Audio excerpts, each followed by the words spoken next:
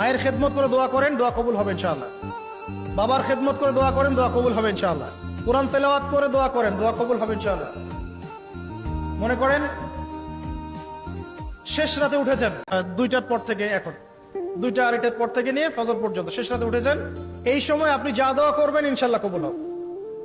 বলতে বাধ্য হচ্ছি, এখনকার তরুণ সমাজ ওই 2টা 2:30টার দিকে ওই যে কার কার খেলা থাকে, ওই খেলাগুলো দেখার জন্য ওঠে, তাহাজ্জুদ পড়ার জন্য উঠতে পারে না।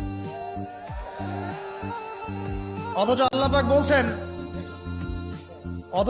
বলছেন কি, যে শেষ রাতে আল্লাহ পাক প্রথম আসমানে নেমে আসেন এবং আহ্বান করেন, কে আছো আমার কাছে কিছু চাইবে আমি দিব, কে আছো আমার কাছে রিজিক চাইবে দিব, কে আছো আমাকে ডাকবে আমি তোমার ডাকে সাড়া দিব, কে আছো আমার কাছে ক্ষমা চাইবে আমি তোমাকে ক্ষমা করে দিই। প্রিয় যুবক ভাইরা, আল্লাহকে মূল্যায়ন করতে শিখুন। এই সময়গুলোতে দোয়া করলে ইনশাআল্লাহ তাআলা আপনার দোয়া কবুল হবে ইনশাআল্লাহ। সবচেয়ে ইম্পর্টেন্ট হচ্ছে এটা, যেটা আমরা প্রত্যেকদিন পড়ি, প্রায় 17 রাকাত নামাজ পড়ি আমরা, ফরজ নামাজ, শুধু ফরজ নামাজের কথাই বলছি। এখানে আপনি 34টা সেজদা করেন, 17 রাকাত ফরজ, 34টা সেজদা করেন। প্রত্যেক সেজদা যদি একটা করে দোয়া করতে পারেন ইনশাআল্লাহ আল্লাহ আপনার দোয়া করবেন।